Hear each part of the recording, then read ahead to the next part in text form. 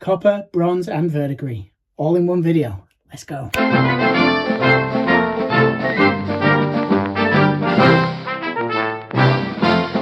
So welcome to the new studio setup. We have a nice bit of artwork in the background now for a change. And we are right next to the recording studio as well. So today we're going to be starting on bronze tokens, and we've got the wonderful token pack from the Horus Heresy set. Now I have done a bunch of these already, so we're doing the second half of these now, and you can see there we just have this really nice sort of finish to them. They're dark, they're nice and shiny towards the edges where they've got a bit more of a coppery look, and of course you have that beautiful verdigris just in the corners as well. So to be achieving this look, we're going to be using a mixture of Warplock bronze, Nihilakh oxide, Balthazar gold, and Fulgrim copper. Now our base Warplock bronze is going to be used multiple times because it's quite a translucent paint. So being able to apply this over layers of things like Balthazar gold gives us a finish that it's somewhere in between Balthazar gold and Warplock bronze itself, which is kind of the perfect colour really. It's warm enough to still give you that coppery sort of a finish without being so rich and orange that it looks a little off. Next up, we're going to be working on the Sister of Liberty herself, and on this one we're going to be working with colours such as Sons of Horus green, Hellion green, as well as Fulgrim copper. Now in this one we're trying to get a little bit of a Statue of Liberty-esque finish, as in it's mostly copper oxide. However, we do have elements where everything is in reach of, passers-by hands, where they might rub surfaces and remove that oxide layer. So we actually have gold sections that we're going to be doing for the base, as well as like little bits like, I'm sorry folks, but the bottom of her feet, it's kind of in reach. Yeah, the Imperium's a weird place. Get the Arbiters on it. Or the Inquisition. But yeah, we have lots of little bits that I want to be able to play around with the idea of people have been interacting with this. This is a sign of hope for them. Statue of Sister of Liberty. So we're going to work on that and hopefully you guys really enjoy it. So we're going to be starting off with the Horus Heresy tokens, and for these we're going to be base coating everything in Warplock bronze. Now another good idea when it comes to this sprue is ensuring that we do actually keep all the tokens on the sprue, because this is a relatively two-dimensional piece and everything apart from the gates itself are all available and accessible to paint. We don't want to chop these off because these are really fiddly. Imagine having to try and paint all of these little details when your thumb's in the way. So we've just put like the first initial layer of Warplock bronze onto the token, and as you can see it is fairly translucent. You can at some angle see the grey underneath, which is kind of what makes this paint so amazing, but it is also a bit of a weakness. However, we're going to be applying about 3 layers of this in total, so don't worry about it being on thin, just apply it everywhere, get everywhere coated with one shade of this, and we'll take it from there. So you can see, applying this, we're not even trying to be subtle. We are just smothering it on. It's not going to be like a one coat base coat.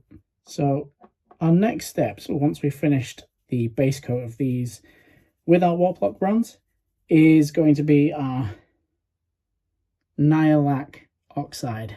Really, Nihilakh oxide. Now I do recommend once you are done with this, you're going to want to be starting to use brush soap. Just keep yourself a little pot of this handy. My one in particular, if you're interested, the Master's Brush Cleaner and Preserver. So you just brush in the direction that you're going to be using it. Let it sit there for 5-10 seconds. It's just going to basically eat away at the paint that's stuck to the bristles whilst also conditioning the bristles. Once that's done, give it a nice little go into our pot there. After that, I just like to apply my brush into my tissue and just not applying too much pressure, just roll your finger over it and then brush out of it.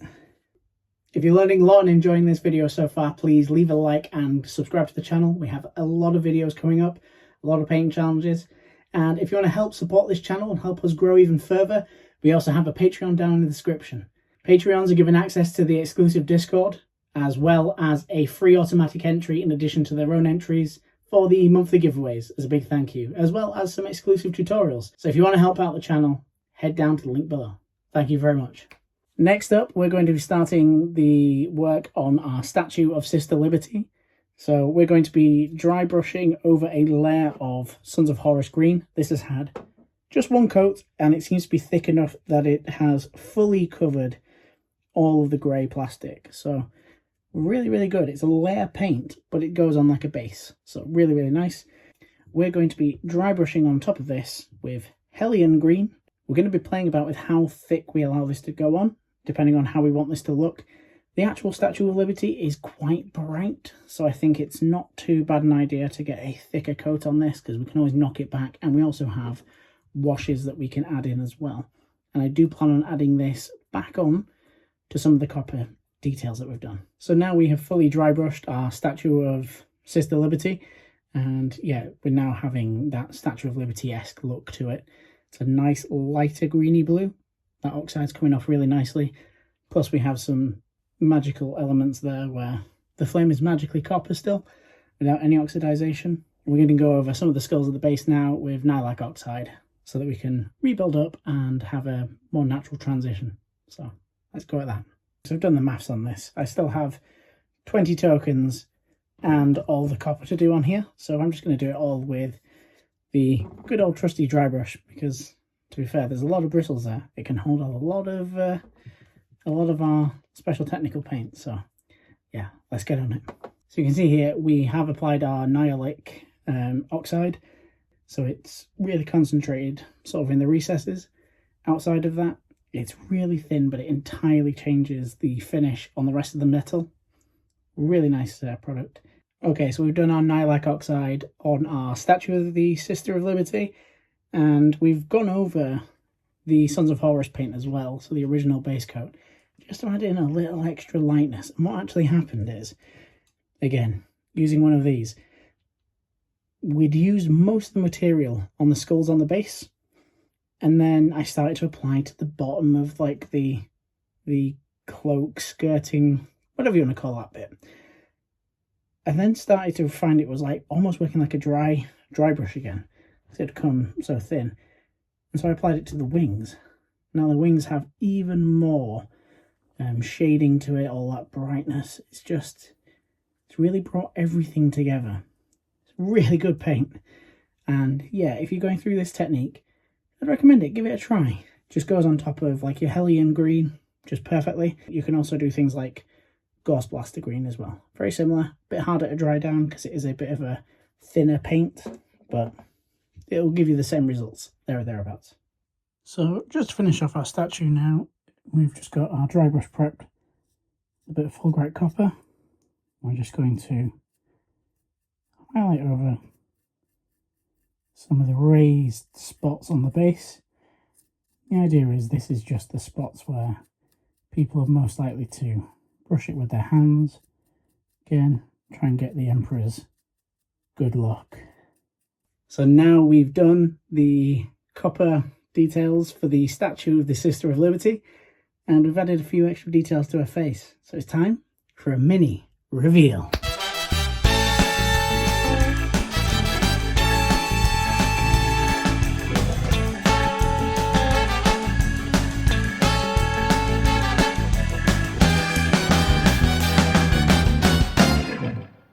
So now that all of our Nylak oxide has actually dried, we're now going to go back onto another coat of Warplock bronze. This doesn't have to be incredible, it is a dry brush. You're just expecting to get a little bit more of that, bronzy tone back in there. So you want to leave a bit of paint residue to dry and harden, become almost like a little pool, so that when you do sort of spread out and thin your paint down a little bit, you can then go back into it, and it's almost like having a thin down layer for another dry brush layer. It's really useful. Try it. Remember, this is a dry brush as well, so you do want to be intentional in which direction that you are brushing this in to retain as much detail as possible, especially leaving those recesses. With this, if you start doing like circular motions and things like that, you might get bits of paint into those recesses, which is where we've got the oxide.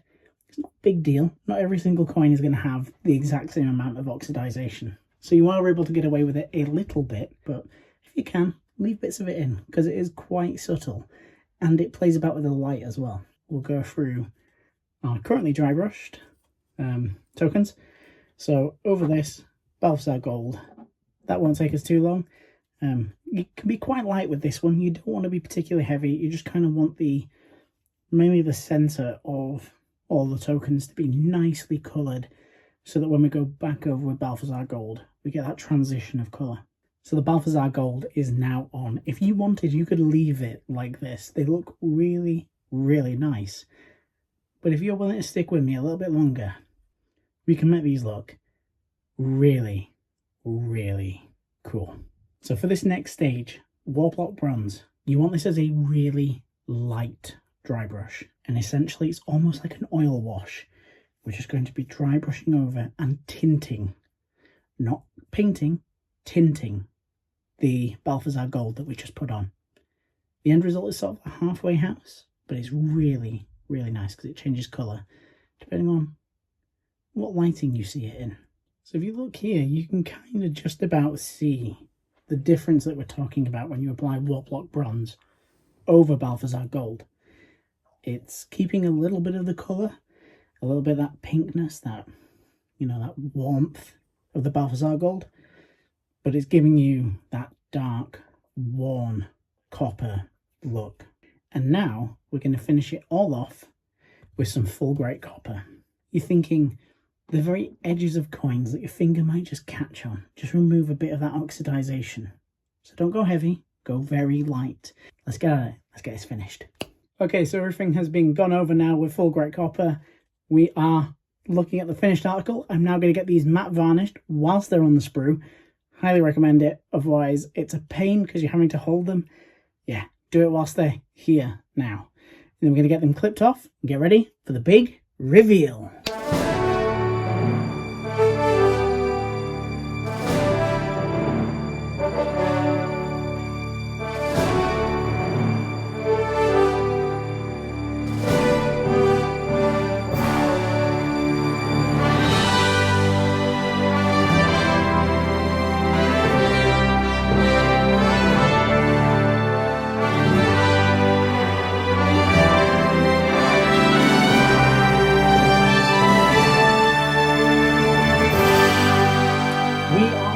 Road to 1,000 subscribers and 4,000 watch hours, so please help us get monetized.